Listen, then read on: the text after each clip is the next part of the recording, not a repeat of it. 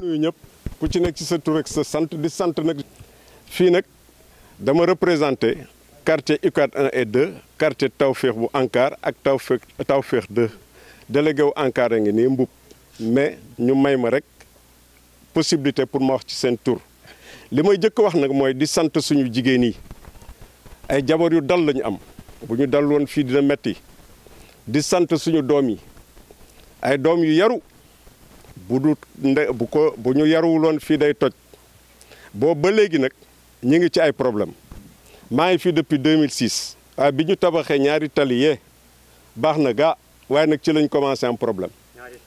yële yi ngeen di voilà ñaari 2 voies yi ci lañ commencé am problème depuis lors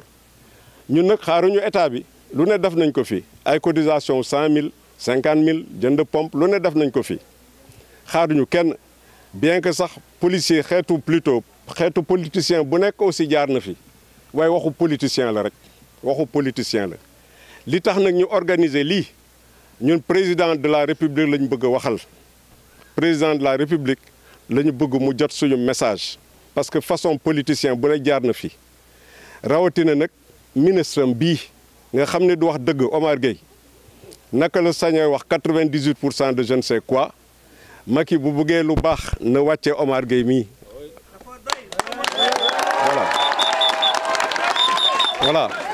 voilà parce que li ñu bi fi Macky ñëwee président ñëwee dëgg amoon nañu yaakaar geste am rafetoon na discours am rafetoon na ñu doon espérer nag suñu problème yëpp jeex waaw mais malheureusement gisuñu dara lu leer xëy na jaw dina gën a leeral façon bi ñu fi liggéeyu tappale rek a fi am dara baaxu fi tey le problème bi gën a yokku mënoo fi injecté ay milliards woo ay société ne yaa ngi liggéey problème bi gën a garaaw li ñuy vivre tey mosuñu ko vivre inondation yi fi daawuloon inondé sax tey ji dafa inondé di ngeen visiter tout à l'heure kii yi malheureusement du ngeen mën a dugg ci kër yi dañu am ay collègues yoo xam ne dañu bàyyi seen kër yi ndox ko jël xam nga nit jaay la doole nangu sa kër moo gën a yomb ndox nangu sa kër bu ñu demee tout à l'heure da ngeen gis ay kër yu ñu abandonné c'est catastrophique c'est dramatique kooku nag moom il faut que Macky yëg ko loolu la tax ñu woote lii suñu jabar yaa ngi souffrir ñoom toute façon dinañ ko waxal seen bopp xale yi aussi dinañ wax li ñuy ressentir mais boobu ba léegi liggéeyu tappalee fi am dara baaxu fi du façon bi ñuy liggéeyee du moment bi ñuy liggéey du ni ñuy liggéeyee loolu moom il faut que ce soit extrêmement clair waaw loolu daal mooy suñu problème fii léegi nag li may terminer mooy à très court terme li ñu gën a soxla mooy ay pompe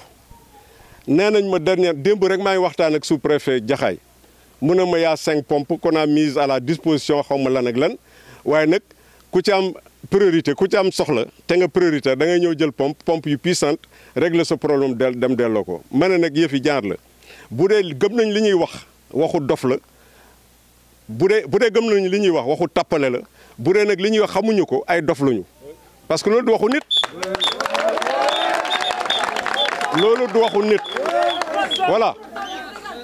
donc ñun li ñu soxla dans l'immédiat tey moment bii may wax ak yéen ay pompes yu puissantes pour libérer suñu yenn kër yi y a un bas-fond qui est là buñ ko mënee am xayrun buñ ko mënul am ñu jéem a def comme ni ñu daan def sans grand espoir mais nañu bàyyi fen nañu bàyyi nar c'est ça notre problème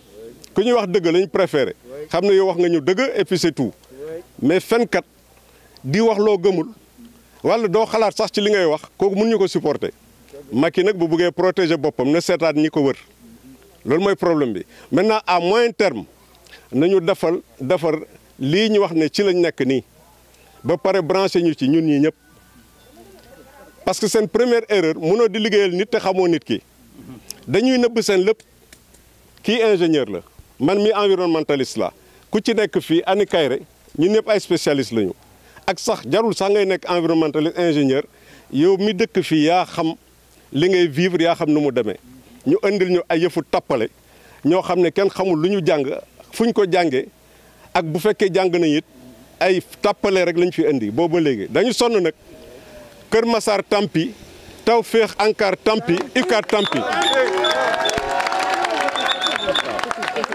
waaw maa ngi tudd Emmanuel Kabou délégué quartier UCAD 1 et 2 li tax takkuma écharpe cité universitaire université Cheikh Anta Diop 1 ak 2 li tax takkuma écharpe pour délégué dama mer waaw parce que politique la mooy rappeler moo tax ma takk lii